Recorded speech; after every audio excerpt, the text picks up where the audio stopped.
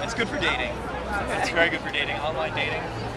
Highly recommended if you're single. Keeps us in touch. I can stay in touch with probably 10 times as many friends as I otherwise would because of Facebook. So I like that. Do you feel like you actually talk to these people, or are these just like those Facebook friends that... No, these are legitimate friends who I just don't have time to email or call. Do you use that to actually talk to them? I use it to keep up with their lives. I know something about them as opposed to nothing. Talk to them, you call them.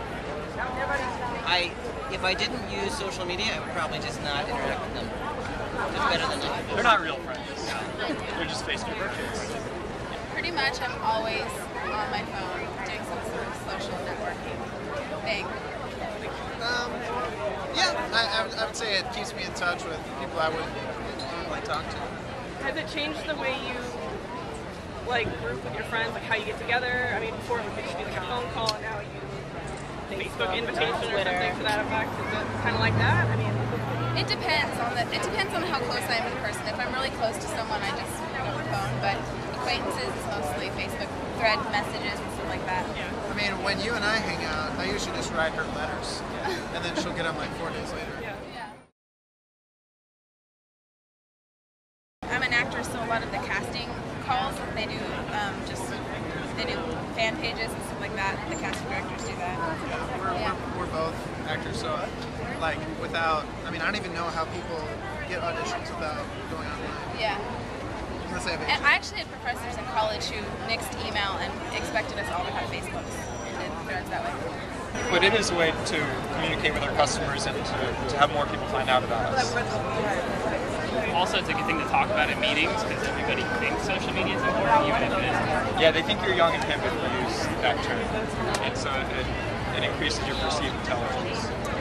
My organization hires a lot of teachers who are typically between the ages of 20 and 30, and one of our best recruiting mechanisms for having people find out about our organization is Facebook. Professionally, you have to have a website, whereas I'm an architect, you can have just a portfolio before, you have to have a website.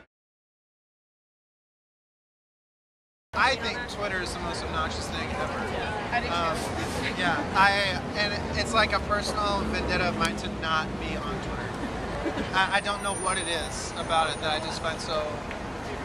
I think it's great for the company, probably, because everyone's buying into it. So I don't like how it's sort of become, our free internet has become taken over by large businesses. Like you can't even Google something anymore without being sent to something that you weren't really even interested in. Negative, because it gives a voice like this crazy guy in Florida.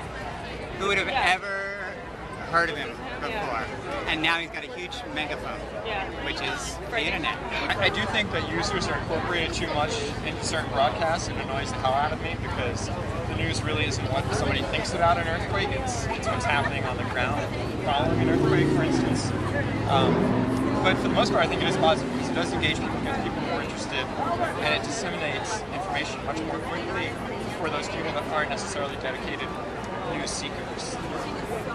Yeah, but it gives, like you said, all the people who think they're journalists the ability to play journalism. Right, and it really waters down a lot of shows on CNN and Fox when they're just reading through Twitter, which is just stupid.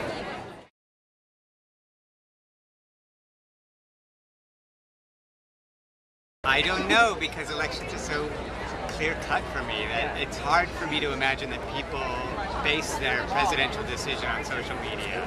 So that always surprises me. But I guess if you're young and social media is what you watch, then I guess so. I believe strongly that Obama won because of the young vote, and that was something John McCain did not have. So yeah, I think that it's affected a lot of things. But in this next election in 2012, it's going to be interesting to see because now that's a whole new thing.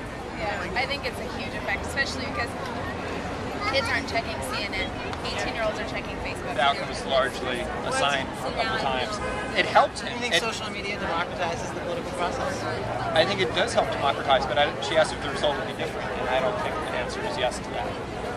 I don't think McCain would have won, or that Hillary Clinton would have won, if Obama wasn't so strong in social media. I think he would have won regardless. The amount of fundraising that he was able to do in smaller amounts through social media meant that he didn't have to kowtow to entrenched political interests.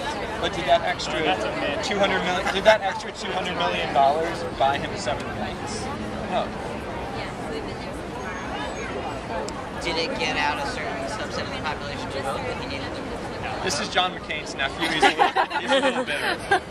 I'm very happy that Barack Obama won. So do you think that social media is good for democracy or bad? Do you think it helps or do you think it hinders? What's social media? Facebook, Twitter, basically, okay, let's just say internet I can say internet, yes. Internet. Social media, I don't know. I think, no, but I do think it has helped because not so much in the United States, I think we're democratic whether we want to admit it or not, but in places like Iran during the protests where Twitter can be a really powerful tool to disseminate information, to gather masses, and to spread truth, I think it has been important and will continue to be very important.